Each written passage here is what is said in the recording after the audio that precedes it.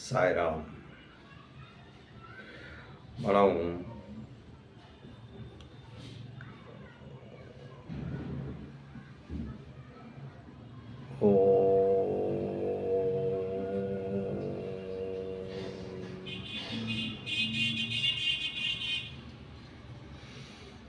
సాయీశ్వరాయ విద్మహే సత్యదేవాయ ధీమహి తన్నో సర్వప్రచోదయాత్. ఓం అఖిలాండ కోటి బ్రహ్మాండ నాయక ఆపద్బాంధవ అనాథరక్షక పాహిమాం పాహిమాం. నమో నమః. సాయిరామ్. మనం ఈరోజు కర్మయోగాన్ని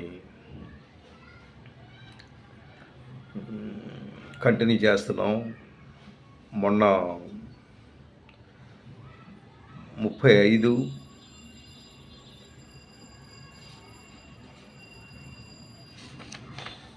36 అయ్యింది. ఈవేళ 37వ శ్లోకం. 37వ శ్లోకంలో స్వామి ఏడు చెప్తున్నాడు మనం ఒకసారి విందాం. అయితే మనకి 36లో అర్జునుడు చెప్పాడు. ఏంటి అంటే అర్జున్ చెప్పింది,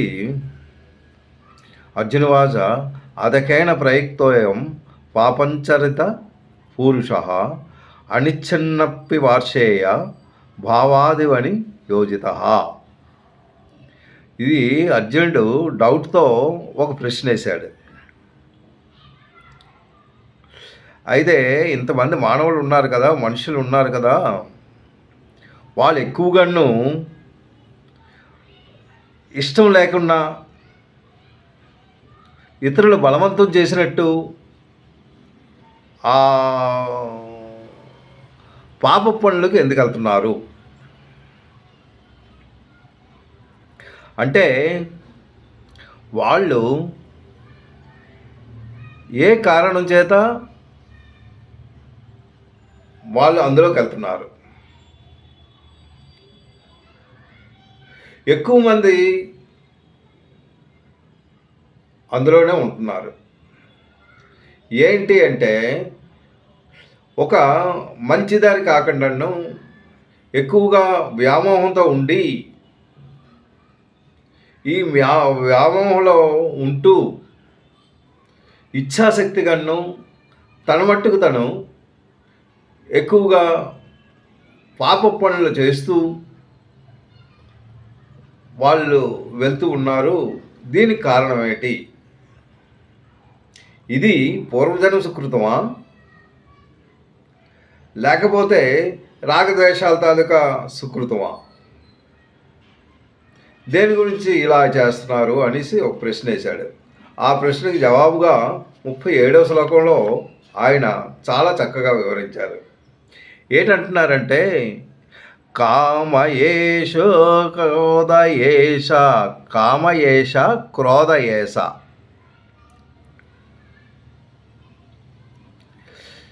రజోగుణ సముద్భవ. అక్కడే చెప్పాడు జవాబు. కామయేష క్రోధయేష. ఏంటి ఏష అంటే ఈ కామమే, ఈ క్రోధమే రజోగుణముల నుండి ఉత్పన్నమైనది. కామం అంటే ఏంటి? కోరిక. ఈ కోరిక అన్నది రజోగుణం నుంచే వస్తుంది, ఇంకొక దగ్గర నుంచి రాలేదు. మహాసనో పాపమ విద్యేన వైరిణం. వైరిణం అంటే శత్రువు. అంటే విద్య అంటే తెలుసుకోవడం. You must know. ఇది విపరీతమైన శత్రువులు ఈ రెండును. ఏది? కామం క్రోధం. ఈ రెండు మనిషిని పాడు చేసే లక్షణాలు ఉన్నాయి. ఈ రెండు చాలా డేంజరస్. దాన్ని మనం అదుపులో చేసుకోవాలి అనేసి ఇక్కడ కామయేష క్రోధయేష రజోగుణ సముద్భవ. ఇది రజోగుణం నుంచి వస్తుంది ఈ రెండును. మహాసనం మహాపాప్మ విద్యే నమః వైరిణం. ఈ రెండు శత్రువులని నువ్వు తెలుసుకో. అయితే రజోగుణం నుండి ఉత్పన్నమైనది ఏంటి? కామము, క్రోధము. ఇది భోగాల గురించి పరిగెడుతూ ఉంటుంది. కామం దేని గురించి అంటే నీకు భోగాలు కావాలి. భోగాలు అంటే నువ్వు నీకు ఇష్టం వచ్చిన వస్తువు అవని, లేక ఇష్టం వచ్చిన భోజనం అవని, లేక ఇష్టం వచ్చిన మనుషులు అవని, నీ ఇష్టానుసారం అవి వెళ్తూనే ఉంటాయి. నువ్వు పాపం తాలూకా ఒడిలో అంటే పాపాలు చేయడానికి కారణం ఈ రెండే. ఇది నువ్వు అరికట్టుకోవాలి. ఈ రెండు చాలా పెద్ద శత్రువులు అని చెప్తున్నాడు. అయితే మనకి 34వ శ్లోకంలో ఇంతకుముందు ఈ రాగద్వేషాల గురించి చెప్పాడు. రాగద్వేషాలు మనుషుల తాలూకా మనస్సును పాడు చేస్తుంటాయి. మనస్సు మంచిదే, బుద్ధి చాలా మంచిదే. ఈ మనస్సు ఏంటంటే అటువైపు లాగుతూ ఉంటుంది. బుద్ధి వద్దన్న విందం. దీని తాలూకా బలం ఎక్కువ అయిపోతుంటుంది. ఏది? మనసు తాలూకా అది. అంటే భోగాల గురించి, దాని గురించి ఎక్కువగా ఇష్టపడకుండా అటు పరిగెడుతూ ఉంటుంది. కానీ ఇటువైపు రాదు. ఇది దేని వలన వస్తుంది? రజోగుణం. మనకి 3 గుణాలు ఉన్నాయని మనకు తెలుసు. సత్వ, రజో, తమో గుణాలు. ఈ రజోగుణం, తమో గుణం ఒక పక్క పెట్టు. ఒక్క సత్వగుణమే మంచిది. ఈ సత్వగుణంలో రావాలి అంటే మనం చాలా సాధన చెయ్యాలి. ఎంతో సాధన చేస్తే కానీ సత్వగుణంలోకి రాలేము. ఎలాంటి సాధన అంటే ఆధ్యాత్మిక చింతనలో పడాలి. భగవంతుని తాలూకా తత్వాన్ని తెలుసుకోవాలి. భగవంతుని గురించి అన్నీ తెలుసుకోవాలి. తెలుసుకుంటూ అవి కాక మీరు ఎక్కువగా శాస్త్రయుక్తంగా ఉన్న ఏవైతే శాస్త్రాలు ఉన్నాయో ఆ శాస్త్రాలు చదువుకుంటూ ఆ శాస్త్రాల్లో ఏ విషయాలైతే ఉన్నాయో అవి మనకు ఎంతో ఉపయోగకరం.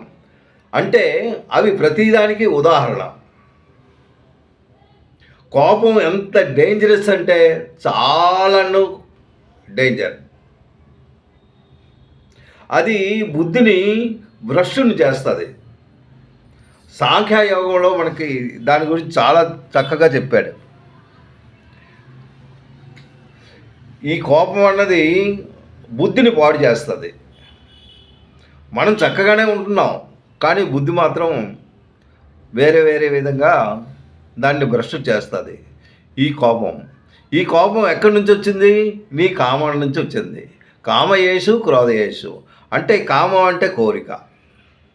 ఈ కోరికలు ఎప్పుడైతే నీకు పుడతాయో భోగాల గురించి పరిగెడుతూ ఉంటాయి మనసు. ఆ భోగాల్లో నువ్వు ఇటు అటు వెళ్ళావు అంటే ఆ భోగాల్లోనే నువ్వు ఎక్కువగా ఇష్ట ప్రకారం ఉంటావు. ఈ కామం అన్నది ఏంటి? ఈ రాగము ఒక స్థూల రూపం. ఆ రాగం గురించి అంటే రాగ ద్వేషాలు. అంటే రాగం ఇదొక రూపం. దీని నుండి ఏంటి వస్తుంది? క్రోధం వస్తుంది. అంటే రాగం అంటే ఏంటి? క్రోధం. ఇది రజోగుణం నుంచి కామక్రోధాలు, కామం నుండి ఇవి ఉద్భవిస్తుంటాయి. భోగాలు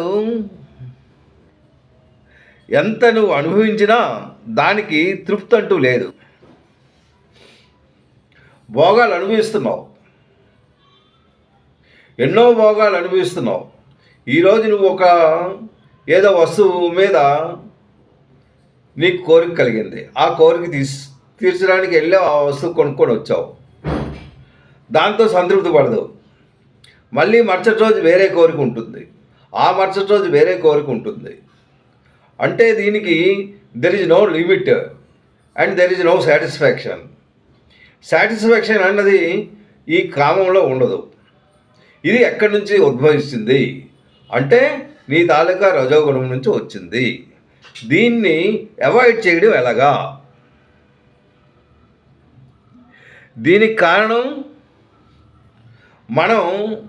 కారణం ఏంటంటే భగవంతుడు అనుకుంటాం. భగవంతుడు అలా చూస్తూ ఉన్నాడు, ఆయన ఏమీ చేయడు. ఆయన నీ గురించి ఏమీ చేయడు. నీకు అన్ని పవర్స్ ఇచ్చేసాడు. అన్ని పవర్స్ ఇచ్చేసి నీకేమో చూస్తున్నాడు. నువ్వు కళ్ళుతో చూస్తున్నావు, వింటున్నావు, నోటితో మాట్లాడుతున్నావు, వాసన చేస్తున్నావు. ఇవి కాక కాళ్ళతో పనులు చేస్తున్నావు, నడుస్తున్నావు, చేతులతో పనులు చేస్తున్నావు. ఎన్నో విధాలుగా నువ్వు ఆయన ఇచ్చిన పవర్స్ని నువ్వు యూటిలైజ్ చేసుకుంటున్నావు. ఆ తర్వాత ఇందులో జ్ఞానేంద్రియాలు ఉన్నాయి, కర్మేంద్రియాలు ఉన్నాయి. ఈ జ్ఞానేంద్రియాలు ఏం చేస్తున్నాయి అంటే నీకు భోగం వైపు తీసుకెళ్ళిపోతున్నాయి. అవి మహాశత్రువులు. అది 35వ శ్లోకంలో చెప్పాము ఏంటంటే దాన్ని ఆ 2 దెయ్యాలు లాంటివి. అవి పెద్ద దెయ్యం. ఆ దెయ్యం అంటే వాటిని మనం కంట్రోల్ చేయడం మన తరం కాదు. ఎందుకు? అవి మహాశత్రువులు. దానివల్ల ఎంత నష్టమో, నువ్వు పాప కార్యాలు చేస్తూ ఉన్నావు, ఒక మంచి కార్యాలకు నువ్వు వెళ్ళవు. మంచి కార్యాలు తలిపట్టినన్ను నువ్వు దాంట్లోకి వెళ్ళలేవు. ఎందుకంటే దీని తాలూకా బలం ఎక్కువ అవుతుంది. అవి ఇందులో రావాలి అంటే ఏం చేయాలి? ఇది బలవంతంగా నీకు లాక్కుని పోద్ది. ఇది ఏంటి? ఇది మహా పెద్ద దొంగ. ఏంటి దొంగని ఎందుకు అంటున్నావు? దొంగ కాదా, నీలో ఉన్న మంచితనాన్ని తీసుకెళ్ళిపోతుంది. నీ బుద్ధి ఎలాంటిది? మంచిదే. భగవంతుడు ఇచ్చిన బుద్ధి అది చాలా విలువైనది. దాన్ని దోచేస్తుంది. దాన్ని దోచి ఇంకొక దగ్గరికి తీసుకెళ్ళిపోతుంది. అంటే మరి అది తప్పు కాదా? అది దొంగ కాదా? అందుకే భగవంతుడు దొంగ అనేసి అక్కడ ప్రబోధిస్తున్నాడు. దాన్ని అరికట్టాలి అంటే ఓన్లీ భగవద్ ధ్యానంతోనే అవుతుంది. అంటే ఆధ్యాత్మిక చింతన కావాలి. ఆధ్యాత్మిక చింతన ఉంటేనే నువ్వు ఏదైనా చేయగలవు. ఆధ్యాత్మిక చింతన లేకపోతే నువ్వు దీన్ని అరికట్టలేవు. That must be sure. అందుగురించి భగవంతుని దయతో మనం ఏదైతే శాస్త్రాలు ఉన్నాయో ఆ శాస్త్రాలు వింటూ, ఇందులో చూడు క్రోధం గురించి ఎంత చెప్పాడో. క్రోధంలో రామాయణంలో ఎంత చెడు ఉన్నదో. మహాబుద్ధివంతుడు హనుమంతుడు, చాలా బుద్ధివంతుడు, చాలా భక్తుడు. అయినా తనకి ఏంటి? కోపం ఉంది. ఆ కోపంతో శ్రీలంకనంతా తగలేసాడు. మొత్తం అంతను ధ్వంసం చేసుకొని వచ్చేసాడు. ఆ కోపం ఉండకూడదు. అది అలాగే మనం చాలా జాగ్రత్తగా దీన్ని మనం అదుపులో పెట్టుకోవాలి. అలాగే మీరు ఆధ్యాత్మిక చింతనగా ఎప్పుడూ ఆ భగవంతుని నామస్మరణతో ఉంటూ వీటికి లోనవ్వకుండా, భోగాల వైపు పరిగెట్టకుండా, ఈ కామక్రోధాలు ఈ రెండును, అంటే ఈ కామక్రోధాలు ఎలాంటివి అంటే, కామం నువ్వు అరకట్టుకుంటే క్రోధం ఆటోమేటిక్గా పోతుంది. కామం వెరీ ఇంపార్టెంట్. కామం అంటే కోరిక. ఈ కోరికలను అరకట్టుకోవాలి అంటే ఓన్లీ భగవద్ ధ్యానంతోనే అవుతుంది. అంతకు తప్ప మరొకట్లేదు. దీనికి జవాబుగా నెక్స్ట్ శ్లోకం భగవంతుడు ఏంటి చెప్తున్నాడో మనం రేపు విందాం. సాయిరాం.